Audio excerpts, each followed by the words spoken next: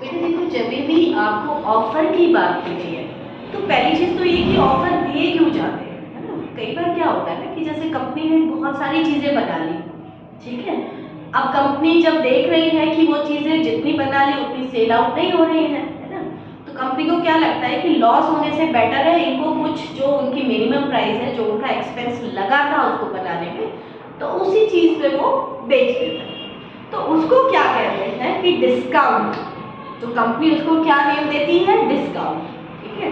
क्योंकि उसने जो प्राइस लिखा हुआ था वो कुछ और लिखा होगा। मान लीजिए आपने कोई शर्ट ली है और शर्ट उस पे लिखा हुआ है MRP 1000 रुपीज है ना। अब क्या हो रहा है, कंपनी ने क्या लगाया, सेल लगाई। दिवाली पे बहुत सारी शर्ट्स बच गए, कुछ भी, तो कंपनी ने क्या सेल लगाई, 20% ऑफ है।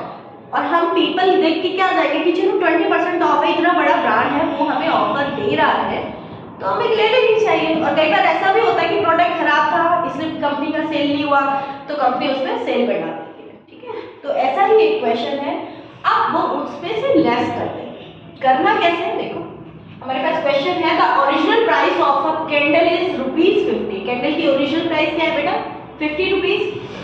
How much will Amit pay if he buys it during the sale of 20% off, ठीक है। तो सबसे पहले आप क्या लिखेंगे, ओरिजिनल प्राइस है ना, ओरिजिनल प्राइस, या इसको MRP भी कहते हैं, MRP मार्क्ड रिटेल प्राइस, ठीक है, वो भी कह सकते हैं। ओरिजिनल प्राइस है आपका ₹50।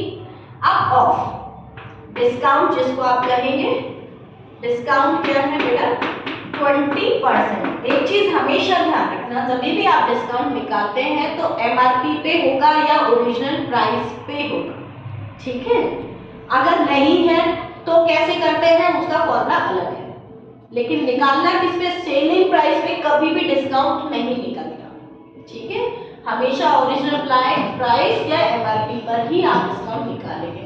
अब क्या करना है इसका, अब वो कह रहा है उसको कितने में बाय करना है, तो परचेजिंग अमाउंट या उसने कितने में खरीदा, ठीक है। अब उसने कितने में खरीदा तो उसके लिए क्या करना है आपको,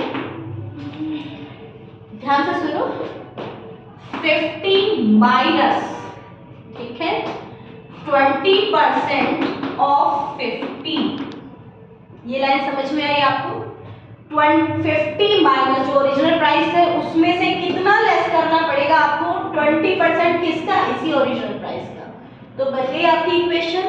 अब 50 माइनस बोर्डमास 20% का, जब भी आपको परसेंटेज रिमूव करनी है तो आप 100 का डिवाइड कर देंगे, इतना ध्यान रखना। ऑफ का मतलब बोर्डमास से आपको पता है क्या होता है, मल्टीप्लाई, ठीक है, मल्टीप्लाई हो गया। अब आप क्या करेंगे, यहाँ देखो एज इट इज आपकी इक्वेशन चलेगी, 50 माइनस, यहाँ देखिए आप या तो इन दोनों जीरोस को आप कैंसिल कर लीजिए, तो आपके पास क्या हो गया, ये वाली जीरो इससे कैंसिल हो गई, ये वाली इससे, तो आपके पास में क्या बच गया, 2 × 5। ध्यान रखना इसी को सॉल्व करेंगे, इसके साथ में इसको नहीं करेंगे, पहले इसको पूरा सॉल्व करेंगे।